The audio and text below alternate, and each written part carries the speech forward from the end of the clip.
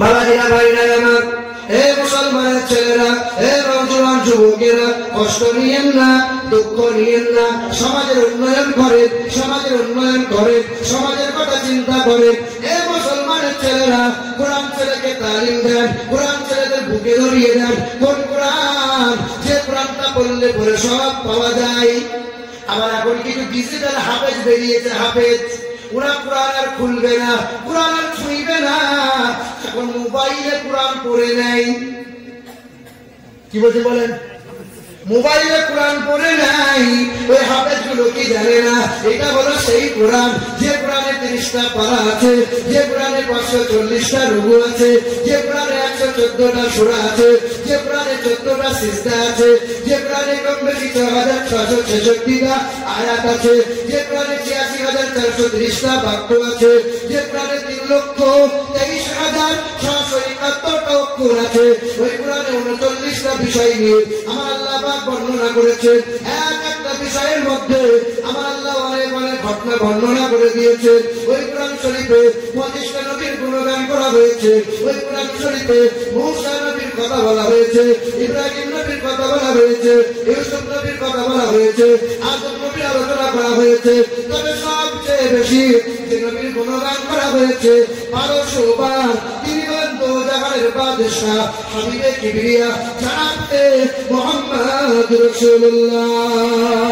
খবর লাগাও মুসলমান, এই কোরআন পড়লে পরে সওয়াব পাওয়া যায়, এই কোরআন ছুঁইলে পরে সওয়াব পাওয়া যায়, এই কোরআন বুকে দিলে সওয়াব পাওয়া যায়, এই কোরআনে চুমা দিলে সওয়াব পাওয়া যায়। এই কোরআনের পরশে থেকে এই কোরআন রিসার্চ করে কত বামুনেরা কালেমা পড়ে ঈমান নিয়ে এসে নেয়। এই কোরআনের পরশে থেকে কত বড় বড় বৈজ্ঞানিকরা কালেমা পড়ে মুসলমান হয়ে যায়। এই কোরআনের পরশে থাকলে পরে কত না পাক পবিত্র মানুষেরা একজনা দামি আল্লাহর প্রিয় বান্দা হয়ে যায়। বাশার হাফি নাম শুনেছেন? বাশার হাফি মাতাল ছিল, মাতাল। সকাল থেকে সন্ধ্যা পর্যন্ত মদ পান করত। বাশার হাফি, বাশার হাফি এইদিকে তাকান, সকাল সন্ধ্যা মদ পান করেছিল। কোরআনের একটি আয়াতকে রাস্তায় ধুলোবালি পড়া দেখতে পেয়েছিল। বাশার হাফি সেই কোরআনের আয়াতকে তুলে নিয়েছিল, কোরআনের আয়াতকে তুলে নিয়ে চুমা দিয়েছিল, উঁচু জায়গায় খুশবু লাগাইছিল, সকাল সন্ধ্যা চুমা খেয়েছিল। আল্লাহ পাকের পছন্দ হয়েছিল। বাশার হাফি মাতালকে জামানার ওলি বানিয়ে দিয়েছে। খবর লাগাও মুসলমানের ছেলেরা, বারবার যে বাসটা করি, বারবার যে কথা বলতে মনে হয়, বাংলাদেশের একটা বামনের কথা বলে দিয়ে যায়, বাংলাদেশের একটা বামনের কথা বলে দিয়ে যায়। ওই বামনটার নাম হলো সুশান্ত ভট্টাচার্য। ওই বামনটা কোরআন পড়েছিল, কোরআনকে মোহাব্বত করেছিল, কোরআনকে রিসার্চ করেছিল। ওই বামন মানুষটা কালেমা পড়ে ঈমানদার হয়েছিল, জামানার একজনা আল্লাহর ওলি বান্দা হয়েছে। খবর লাগাও, ওই ছেলেটা পাবনা ডিস্ট্রিক্ট পরে ঢাকা বিশ্ববিদ্যালয় থেকে ডাবল এমএ কমপ্লিট করে নিয়েছিল। সুকান্তর বাবার নাম ছিল Shashikanta Bhattacharya. Double MA complete ওয়ালা ছেলেটা চাকরি তালাশ করে করে বেরিয়েছিল। চাকরি যখন তার নসিবে জোটে নাই, তখন এই বামুন ঘরের ছেলেটা বাবার সামনে দাঁড়িয়েছিল, বাবা তুমি আমাকে অনুমতি দাও। বাবা বলেছিল খোকা আর তোকে চাকরি করা লাগবে না, চাকরির তালাশ করা লাগবে না, যত্ন করে গলায় পইতে ঝুলিয়ে নাও। বামুনের ছেলেটা গলায় পইতে ঝুলিয়ে নিল, ছেলেটা বামুন হয়ে গেল। সকাল সন্ধ্যা মণ্ডপে মণ্ডপে পূজা আলোচনা করে করে ফেরায়। সন্ধ্যা যখন হয়ে যায় বেদ পড়ে, রামায়ণ পড়ে, মহাভারত পড়ে, পড়তে পড়তে দেখতে পায় ওই বেদের পাতায় আমার নবীজির প্রশংসার কথা লেখা রয়। বামুনের ছেলে বেদ পড়ে জানতে পারে যে বেদের পাতায় লেখা আছে সন্তা সরতি শতপতি মানমেঘে সন্দনাম মঙ্গলাম ও রবীন্দ্র জোরা উপস্রত নাম সংসা ভবিষ্যতে ইদং কৌলদাতো প্রায় জনিষু পরধর্মনি ধর্মত্তরাই সাতেন ভাগবন বতরিষ্যতি। পৃথিবীর জমিনে একজন বিশ্বের মহামানব আসবেন, যিনি হবেন সত্যপ্রিয় সত্যবাদী, যিনি জীবনে কখনো কোনোদিন একটাও মিথ্যা কথা বলবেন না। ও নম ইন্দ্রজনা উপস্রুত নামের প্রশংসা ভবিষ্যতে, ভবিষ্যতে তার নাম হবে না প্রশংসা। তিনি হবেন অন্তিম মহামানব, শেষ মহামানব। মা কানা মুহাম্মাদুন আবা আহাদিন মিন রিজালিকুম ওয়ালাকিন রাসূলুল্লাহ ওয়া খাতামান নবিয়্যিন। তিনি হবেন শেষ সর্বশেষ মহামানব। এই বামুনের ছেলে বাবার সামনে দাঁড়িয়ে বলেছিল, বাবা তুমি আমাকে অনুমতি দাও, আমি তো বেদের রামায়ণ পড়তে পারি, বাবা তুমি যদি আমাকে অনুমতি দাও মুসলমানদের ধর্মগ্রন্থ আল কুরআনটা পড়তে চাই। তো বামুন বলেছিল নিজের ছেলেকে যে বেদ পড়ো, রামায়ণ পড়ো, বাইবেল পড়ো, জেন্দা বাস্তা পড়ো, অসুবিধা নেই, কিন্তু মুসলমানদের কোরআন পড়া যাবে না। এই দেশের মাটিতে পাঞ্জাবিরা বাস করে, মাথায় পাগড়ি, লম্বা দাড়ি রাখে, লম্বা পোশাক পরে, কারো কোনোদিন করে অসুবিধা হয় না। যোগীর রাজ্যে বলো আর মমতার রাজ্যে বলো, পাঞ্জাবি বহু জায়গায় দেখা যায়, কেউ পাঞ্জাবিকে দেখে টিটকারি মারে না, কিন্তু মুসলমান দাড়িওয়ালা টুপিওয়ালা গুলোকে দেখলে পরে এক শ্রেণীর জ্বলন হয় কি হয় না। কিছুদিন আগে খেলা হলো ভারত পাকিস্তান, ভারত অস্ট্রেলিয়া, ভারত হেরে গেল। তো পাকিস্তান যখন হেরে গেল, তো আমি এক জায়গায় রাস্তার ধারে দাঁড়িয়ে চা খাচ্ছি, আর বলছে পাকিস্তান পাকিস্তান, আর আমাকে ব্যঙ্গ করে বলছে মুসলমান তো, পাকিস্তান পাকিস্তান বলো কেন? এটা তো বাপের দেশ, এটা তো আমার বাপের দেশ। এখনো ইন্ডিয়া গেটে মোটা মোটা করে লেখা আছে 92,000 স্বাধীনতা সংগ্রামীদের নাম। তবে সবচেয়ে বেশি যাদের নাম পাওয়া যায়, দেশের জন্য রক্ত দিয়েছে যারা, জীবন দিয়েছে যারা, 62,000 শুধু দাড়িওয়ালা টুপিওয়ালা মুসলমান, সব তারা। কি নাম? কি কি বলো? কি আরএসএস কট্টরপন্থী, তুমি নিচু জাত। হ্যাঁ, তুমি বেদ কোরআন জীবনে পড়ো নাই। কিছুদিন আগে, এক সপ্তাহ হবে, এক সপ্তাহ, নলঘাটি বাজার পাড়া আমার থানার পাশে মাহফিল হলো। মাহফিল 4 মাস আগে আমাকে নিমন্ত্রণ করেছে। তো থানার পাশে তেমন ময়দান নাই, মুসলমানের ছেলেরা জালসা করবে কোথায়? তো থানার পাশে যদি যান কখনো দেখতে পাবে, থানার ঠিক উত্তর পাশে, দক্ষিণ পাশে একটা মণ্ডপ করা আছে, হিন্দুদের মণ্ডপ দেখবেন, একদম ছাদ দেওয়া আছে, 4টে পিলার দিয়ে মণ্ডপ করা আছে। হিন্দু ছেলেরা বলল, হ্যাঁ রে, তোদের হুজুরকে একবার জিজ্ঞাসা কর না, তোরা জলসা করবি, জায়গা পাচ্ছিস না, একসাথে খেলা করি, একসাথে ক্লাবে থাকি, তো আমাদের মণ্ডপ যদি এক রাতের জন্য তোদেরকে দেওয়া হয়, তোরা জলসা করবি, হুজুরকে জিজ্ঞাসা কর মশলা কি দেয়। ছেলেগুলো ফোন করে বলছে, হুজুর কি করবো, জায়গা নাই, হিন্দুরা আমাদেরকে খুশ বিজাতে আমাদেরকে অনুমতি দিয়ে বলছে মণ্ডপ দেবো। আলহামদুলিল্লাহ, বলো, অসুবিধা নাই। জমিন আল্লাহ, জমিন আল্লাহ, যেখানে চাইবে বান্দা মহান মালিকের প্রশংসা করতেই বলো। যেখানে দেখলাম এখনো আলপনা আঁকা আছে সাদা সাদা রং দিয়ে, আমি চিন্তা করলাম স্টেজে এটা একটা হিন্দুদের মণ্ডপ, ওদের কাছে সম্মানীয় জায়গা, জুতো করে উঠা যাবে না। পুলিশ প্রশাসন 20-30 জন বসে আছে, এইদিকে হিন্দু ছেলেরা সব দাঁড়িয়ে আছে, বসে আছে, মুসলমান গুলো বসে আছে। ওয়াজ হয়েছিল 1 ঘন্টা 50 মিনিট। 1 ঘন্টা 50 মিনিটের পরে হিন্দু ছেলেরা মালা নিয়ে এসে, টাকার মালা নিয়ে এসে গলায় দিয়ে বলছে, হুজুর আপনাকে গুরুদেব বলে প্রণাম করি।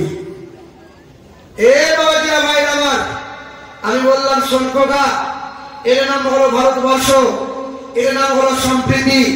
হিন্দু ভাইয়ের মিষ্টির দোকান হবে, মুসলমান মিষ্টি খাবে, হিন্দু ভাইয়ের হোটেল হবে, Hindu hotel, Durga hotel, Saraswati hotel মুসলমানরাকে খায়, কোনোদিন কোনো অসুবিধা হয় না। তবে এক শ্রেণী আছে হিন্দু ভাই যারা মুসলমান গুলোকে দেখলে পরে ছুঁই ছুঁই করে। চায়ের দোকানে বসে বসে বলছে হিন্দুদের রং হলো সবুজ রং, মুসলমানদের রং হলো সবুজ, আর হিন্দুদের রং হলো লাল। আরে হিন্দুদের রং যদি লাল হয় আর মুসলমানদের রং যদি সবুজ হয়, তা তরমুজটাকে কি বলবি বল? ওর ভেতরটা লাল তো ওপরটা সবুজ, ওকে হিন্দু বলবি না মুসলমান বলবি? হ্যাঁ, জাত পাতের বিচার করো। বাবাজিরা ভাইরা আমার, এ মুসলমানের ছেলেরা, আমার নবীকে তোমরা চিনতে পারো নাই। ওই নবীর কথা বলি যে নবী আঙুল ইশারায় আকাশের চন্দ্র দিয়ে খণ্ডিত করেছেন, যে নবী এক আঙুলের ইশারায় আকাশের চাঁদকে আবার জোড়া লাগিয়েছেন। ওই নবী আবার কুষ্ঠবেদীর গায়ে হাত বুলিয়ে দিয়েছেন, কুষ্ঠবেদীর শরীরটা ভালো হয়ে গেছে। আল্লাহ নবী অন্ধ ব্যক্তির চোখে হাত বুলিয়েছেন, চোখে যদি ফিরে পেয়েছেন। আল্লাহ নবী আমার কালো কাটাকার মানুষের গায়ে হাত বুলিয়েছেন, কালো কাটাকার মানুষের চেহারা নুরানি উজ্জ্বলিত হয়ে গেছে। আল্লাহ নবী আমার যে হাত দিয়ে 1500 মানুষকে পানি পান করিয়েছিলেন, এক লোটার ভেতরে আগুনটা ঢুকিয়েছেন, ঝর্ণার মতো পানি বার হয়েছে। এই হাত দিয়ে আবারও মুসলিমের পায়খানা নবী পরিষ্কার করেছেন না করেন নাই? বাবারা ভাইরা আমার, বামুনের ছেলেটা বারবার বাবার সামনে বলল, বাবা তুমি আমাকে অনুমতি দাও, বাবা কাউকে জানতে দেবো না, কাউকে বুঝতে দেবো না। রাত গভীর হয়ে গেল, বাবার কাছে অনুমতি পেয়ে গেল, রাতের বেলায় দৌড়ে দৌড়ে চলে গেল। হাফেজ সাহেবের দরজার সামনে আওয়াজ দিল, রাত গভীর হয়েছে। ঘুমের করে হাফেজ সাহেব উঠতে দাঁড়িয়ে অবাক হয়েছে। কি চাই বাবা? বলে হুজুর আমি আপনার কাছে এসেছি, আমার বাড়ি হিন্দু পাড়ায়, আমার নাম হলো সুশান্ত ভট্টাচার্য। আমি আপনার কাছে প্রায় আলিফ বা তা মানে কোরআনটা আপনার কাছে শিখতে চাই। ইমাম সাহেব বলে হায় আফসোস, বামুনের ছেলে কোরআন পড়বি আর আমাদের মুসলমানের ছেলেগুলো সব এক একটা ইরে গুরু তৈরি হবে। রাত দিন শুধু মোবাইলে খোঁজা মাছ, রাত দিন। এখন আপনার ছেলের জন্য বৌমা খুঁজতে হবে না, ও ফেসবুকে মাল ঠিক করে রেখে দিয়েছে। হ্যাঁ, আর বাপ বলছে চায়ের দোকানে বসে বসে বলছে ছেলে মানুষ করছি, দেখবে হাফেজ সাহেব আমার ছেলে গরু তৈরি হচ্ছে। ছেলে মানুষ করছে মানে বিয়ে করছে। তোমার ছেলে দাঁড়িয়ে দাঁড়িয়ে কুত্তার মতো পেশাব করে। তোমার ছেলে গোলা পানি আর কোনটা ভালো পানি বোঝে না। ওই যে গরু ছাগল বোঝে না, কলের পানি দাও, নদীর পানি দাও, পুকুরের পানি দাও, পিয়াস লেগেছে গরু ছাগল পান করে। তোমার ছেলে গোলা পানি বোঝে না, ওয়াটার ফিল্টার পানি বোঝে না, ও হারাম বোঝে না, হালাল বোঝে না। আচ্ছা আপনারা বলেন, কোন হিন্দু বা যদি প্রসাদটা দেয়, হিন্দুদের ঠাকুরের প্রসাদ খাওয়া যাবে? কেন যাবে না? কেন যাবে না বলেন? কেন যাবে না? এই দেখো, হ্যাঁ গোমূত্র থাকে। কি থাকে? আচ্ছা এক বালতি ফল আর এক ফুট যদি গোমূত্র দিয়ে দেয়, ও তলা পর্যন্ত যাবে গোমূত্র, তাহলে ওপরকার ফলটা ফেলে দিয়ে নিচের গুলো তো খাওয়া যাবে? কথা বলে না। এই জন্যই বলা হয়েছে কোরআন হাদিস শেখো, আলেম উলামাদের পাশে বসো। ইন্নামা হারামা আলাইকুমুল মাইতাতা ওয়াদ-দামা ওয়াল লাহমাল খিনজির ওয়া মা উহিল্লা বিহি বিগাইরিল্লাহ। গরুটা নিয়ে এসে বলছো ইয়া পীর মুর্শিদ, আচ্ছা এই গরুটা খাওয়া যাবে? ইয়া মৌলাই আলী, গরু জবাই হয়ে গেল, খাওয়া যাবে? আরে গোমূত্র দিলে প্রসাদ খাওয়া যাবে এটা না। ওই ফলগুলো, ওই খাবারগুলো আল্লাহ ব্যতীত অন্য কোন ব্যক্তির নামে উৎসর্গ করা হয়, এটা আল্লাহ পাকে হারাম করে দেয়। আল্লাহর কাছে অপছন্দ, তাই বান্দার জন্য হারাম। এবার বলেন, অনেক সময় পোল্ট্রি মুরগি জবাই করতে করতে মাথা একদিকে ধর একদিকে, আমি বিসমিল্লাহ বলেই কিন্তু জবাই করেছেন। টাকা দিয়ে কিনেছেন, মাল ফেলে দেবেন, কেউ যেন বুঝতে না পারে, ওই চালা তাড়াতাড়ি থলেই ভরে মাল নিয়ে চলে গেলেন। বলে মুসলমান, গলা আলাদা, মাথা আলাদা, ধর আলাদা, জবাই করতে করতে হয়ে গেছে। আচ্ছা, এই মুরগিটা খাওয়া যাবে কি যাবে না? ভালো করে বলে, খাওয়া যাবে কি যাবে না? যাবে না। যাবে যাবে যাবে। আচ্ছা, এবার বলে, হ্যাঁ আল্লাহর নামে জবাই করেছেন, গলা আলাদা হয়ে গেলেও খাওয়া হালাল। অনেক মানুষের মনে মনে ধারণা, কি ভাই কেউ যেন দেখে না ফেলে। কি বলছেন বলেন? এখন মানুষের রোগ বাড়ছে না কমছে? হাঁটুর যন্ত্রণা বাড়ছে না কমছে? লোকে দিন রাত ওষুধ খাও, কাজ হবে না। কেন হবে না জানেন? সস্তায় এসেছে পোল্ট্রি মুরগি। একবার তো ভাবলেন না, ঘরের দেশি মোরগটা, হাঁসটা 1 কিলো ওজন করতে 6 মাস সময় লাগে, আর পোল্ট্রি মুরগি 2 কিলো ওজন 40 দিনে হয়। কি করে হলো বাবা? 14 বার তুমি সেদ্ধ করো, সেই ইঞ্জেকশনের ভ্যাকসিন যাবে কোথায়? তোমার হাড়ের ভেতরে যন্ত্রণা শুরু হবে। আর আগেকার মা বোনেরা আমার দাদিদেরকে আমি দেখেছি, কি করতো? ঢেকিতে ধান ভাঙতো। এখন তোমার বৌমাকে বলি তো, ও তারপরে বাপের বাড়ি পালাবে। এখন তো সব কিনা চাল। বারবার বলি, কিনা চাল যতবার রান্না করবেন মিনিমাম 3 থেকে 4 বার করে আপনি ধোবেন। বর্ধমান ডিস্ট্রিক্টে ধান আর আলুতে বিখ্যাত, ঘরে ঘরে চারিদিকে রাইস মিল। আমাদের চোখে দেখা যে কেমিক্যাল দিয়ে চাল পালিশ হয়, এই কেমিক্যাল খুব ভালো জিনিস নয়। বারবার ধোয়ার পর পেটের রোগ বাড়বে কিনা? কারণ কিনা চাল খাবেন, পালিশওয়ালা চাল। পোল্ট্রির মুরগি খাবেন, বিষাক্ত শাক খাবেন, বিষওয়ালা সবজি খাবেন। এ বাবাজিরা, ভাইরা, কোন ওয়াজ করছিলাম? ওই যে ছেলে, আবার কিছু কিছু বাপ তো মনে মনে ভাবছে ছেলে গরু হোক, ছাগল হোক, তারা হোক, ছেলের 18-20 বছর বয়স হলে ছেলেকে বিক্রি করে দেবো শ্বশুরের কাছে। হ্যাঁ না? আপনাদের এইদিকে নাই, আমাদের বর্ধমান ডিস্ট্রিক্টে খুব আসে। 2 লাখ 4 লাখ টাকা না দিলে গরু বিক্রি হবে না।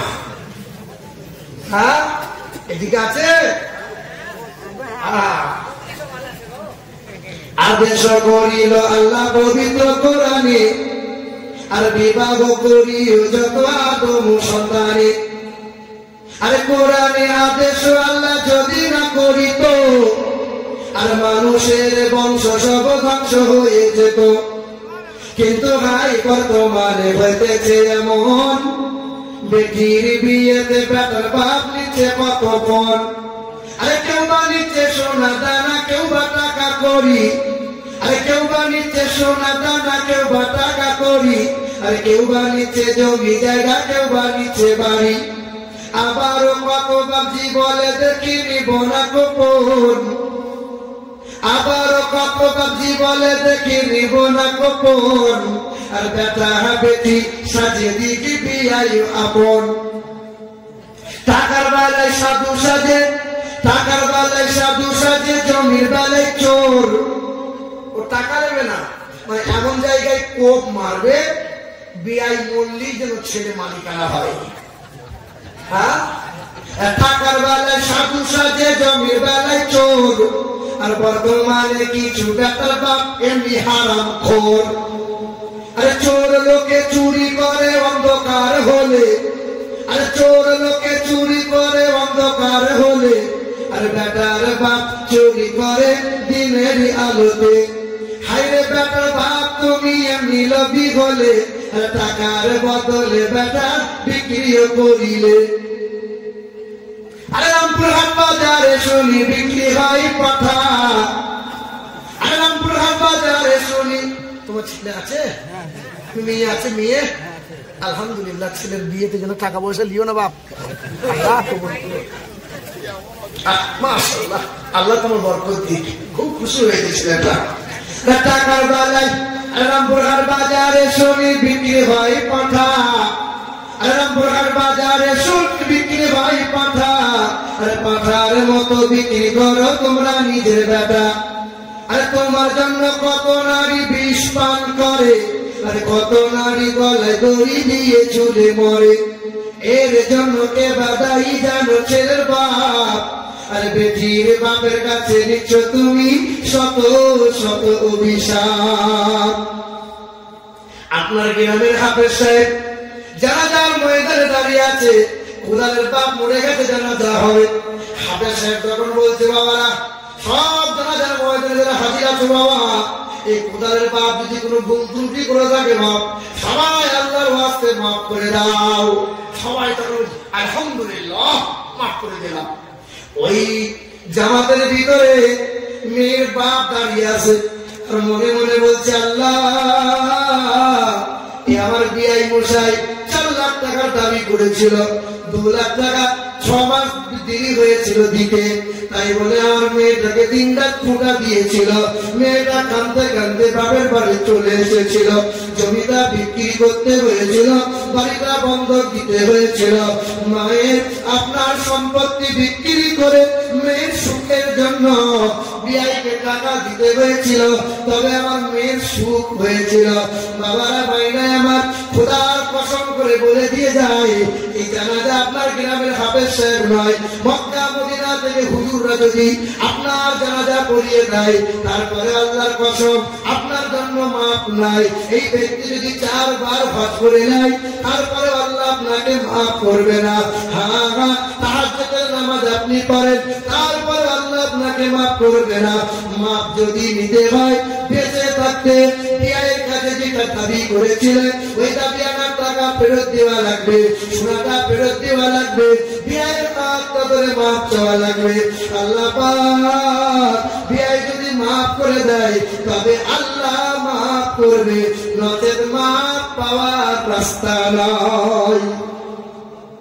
যখন বিয়ে হয়েছিল, নানার দাদুটা ছুটে এসে নাত জামাইয়ের হাতটা ধরে নাতনির হাতটা নিয়ে হাতের উপরে হাতটা দিয়ে সুপাসুপির সময় করে না, হ্যাঁ এইরকম হাতটা দিয়ে বলেছিল, নানু ভাই আমার নাতনিটাকে তোমার হাতে তুলে দিলাম, খুব কষ্ট যত্ন করে লালন পালন করে বড় করেছিলাম, কোনোদিন বেহায়ার মতো রাখি নাই, বেপরদায় স্কুল কলেজে পাঠাই নাই, আজকে আমানত বলে তোমার কাছে তুলে দিলাম, তুমি আমানতের কোনোদিন খিয়ানত করো না।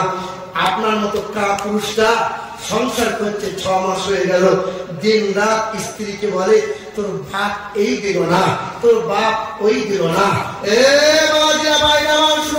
বন্ধুরা, সমাজে দেখা যায় 2 লাখ টাকার দাবি করেছে বিআইয়ের কাছে, 20 দিন আগে ফোন করে বলছে, বিআই মশাই বিয়ের আগে যে 1 লাখ টাকা দিতে হবে। কেন? গ্রামের লোককে আগে ভোজ করে খাওয়াবো। 1 লাখ টাকা এনেছে, বিরাট ভোজ হয়ে গেছে। আপনার গ্রামের নামাজি গুলো, দাড়িওয়ালা মুসল্লি গুলো ওই ছেলের বাপের বাড়ি থেকে গলা ডুবিয়ে ভোজ করে এসেছে, আর রাতের বেলায় তাহাজ্জুদে নামাজ পড়ে বলছে, খুব কাঁদছে, দোয়া করতে না, আল্লাহ যেন আমার দোয়াটা কোনো জায়গায় আটকাই না, আল্লাহ যেন 5 তলা থেকে আমি ফুরুত করে ফেরদাউস চলে যায়। আল্লাহ ফেরেশতা বলতে, হারাম খর, হারাম করে বাড়ি হারাম খেয়ে এলি, তোকে আছড়া করে ছিলব, সহজে তোকে ছাড়ব না। নামাজও করবেন, আবার হারাম করে বাড়ি হারামও খাবেন, মনে হলো না কোনোদিন? এ যুবক ভাই আমার, যারা বিয়ে করে নিয়েছেন বা আগামীতে যারা বিয়ে করবেন, যার ছেলের বাপ যারা বসে আছেন, মহান মালিকের দরবারে হাতটা তুলে বলতে পারবেন, আল্লাহ যে গুনাহটা করলে পরে নামাজ যদি ঠিক মতো না পড়ি, আল্লাহ তোমার কাছে তওবা করলে আল্লাহ তুমি হয়তো মাফ করে দেবে। আল্লাহ রোজা ঠিক মতো না রাখতে পারলে, মালিক দরবারে মাফ চাইলে, আল্লাহ দয়া হলে আল্লাহ মাফ করে দেবে। কিন্তু যে গুনাহটা করলে পরে আল্লাহ মাফ করবে না বলে বলে দিয়েছেন, সেই বান্দাকে যতদিন যে বান্দার কাছে ভুল করেছো, ওই ব্যক্তির কাছে মাফ চাওয়া লাগবে। আল্লাহ এই মজলিসে বসে বসে আগামীতে ওই হারামের কাজ করবো না, আগামীতে বেটার বিয়ে দেবো, 1 পয়সা হারামের দাবি করব না, করব না, করব না, এরকম কোন পেটের বাপ আছেন? হাত তুলে দেখাতে পারবেন? হাত তোলেন। ইনশাআল্লাহ একজন, দুজন, তিনজন, চারজন, পাঁচজন, পাঁচজন, হাতটা তোলেন। 6 জন, 7 জন, 8 জন, হাত নামাইয়েন না। 9, 9, 10, 11, 12, 13, 14, 15, 16, 17। আলহামদুলিল্লাহ, আলহামদুলিল্লাহ। অনেক লোক তো হাত, এ বাবা কেন হাত তুলতে বললাম? আলিয়াউমা নাকতিমু আলা আফওয়াহিহিম ওয়া তুকাল্লিমুনা আইদিহিম। হাসরের ময়দানে মুখটা বন্ধ করে দেওয়া হবে, হাত কথা বলবে।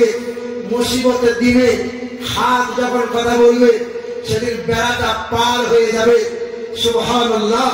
আল্লাহ, তোমার দরবারে হাত যারা তুলেছে, আল্লাহ তুমি তাদেরকে কবুল করে নাও। আর যে সমস্ত বান্দাগুলো হাত তুলে নাই, না বদদুয়া করবো না, আল্লাহ তাদেরকেও আল্লাহ হিদায়াত দাও। জেনে বলি আল্লাহুম্মা আমিন। আগে দরুদ শরীফ পড়ি। আল্লাহ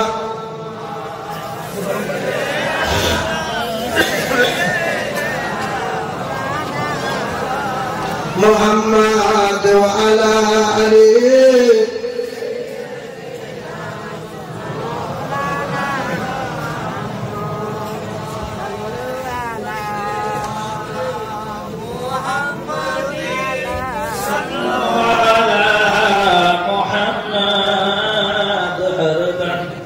ज़बान से निकालो पाक नबी मोहम्मद ज़बान से निकालो शफीआना সাল্লাল্লাহু তাআলা।